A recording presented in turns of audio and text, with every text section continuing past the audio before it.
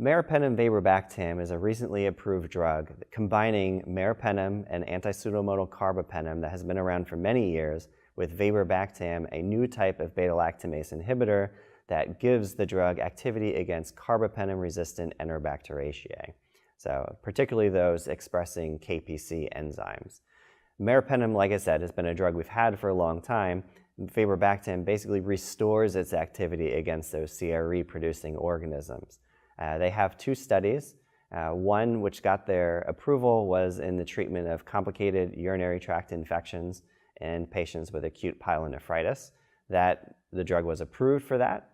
They also did another study in specifically treat patients with CRE infections, which it does not have a specific indication for, which is a shame because that study did show superiority of meropenem vaborbactam over the comparator, which were best available therapy or colistin-based regimens. So as it stands right now, meropenem vaborbactam looks to be a good option in the treatment of infections caused by CRE. I do think it's important to note, though, that vaborbactam does not improve the activity of meropenem against Pseudomonas. So it is no better against resistant Pseudomonas than meropenem alone is. Cefidorocol is the first siderophore cephalosporin or siderophore drug that's making its way forward into phase 3 trials. And this combines a cephalosporin, a beta-lactam with a known mechanism of action, with a siderophore, which is a structure similar to what bacteria produce to bring iron in. Iron is an essential nutrient for bacteria. They require it to grow. And one of the body's responses to infection is actually to sequester free iron and prevent bacteria from utilizing it. So bacteria have sort of a counter defense or offense, I suppose, in that they release these substances to grab iron and pull it in. And what siderophore antibiotics do, or the first one being cefidorocol, is it has this siderophore structure attached to the antibiotic. So it kind of looks like something the bacteria needs to get in through iron transport channels inside the bacteria to do its job. So what's interesting about this is where other beta-lactams have to go through porin channels to be active against gram-negative rods, which is a passive process, here the antibiotic is actively uptaken by bacteria, and the bacteria, not knowing what isn't good for them, I suppose, brings in the antibiotic that then acts to kill them once it gets to its site of activity. And it's an interesting compound. I'm interested to see it going forward and see, where it's going to end up in our armamentarium, because it is a very broad spectrum antibiotic against highly resistant gram-negative rods, including Pseudomonas, including carbapenem-resistant Enterobacteriaceae with Klebsiella and so forth, and including Acinetobacter.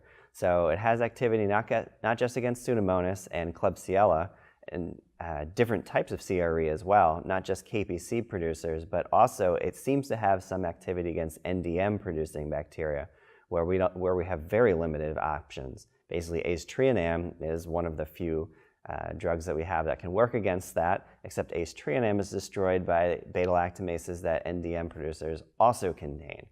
So we really haven't had any good options, and this may be a good option for that type of bacteria.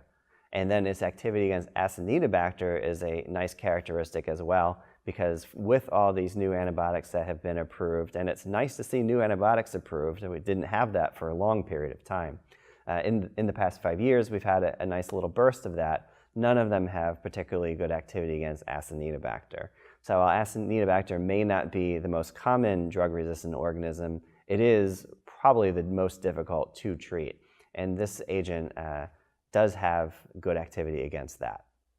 There are new compounds in the tetracycline class being developed as well, including eravacycline, which is a fluorocycline that is an agent that has a broad spectrum of activity against gram-negative organisms, not including Pseudomonas though, so that's an important whole to mention, similar to the other tetracyclines and tigacycline, which also have the same whole in their spectrum of activity. However, eravacycline has fairly potent activity against CRE and other Enterobacteriaceae that are resistant to beta-lactams.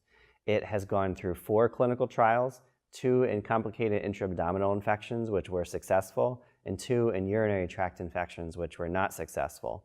So we clearly are not going to be seeing it used for urinary tract infections, but for complicated intra-abdominal infections, I think that they will file for that and FDA will review it this year.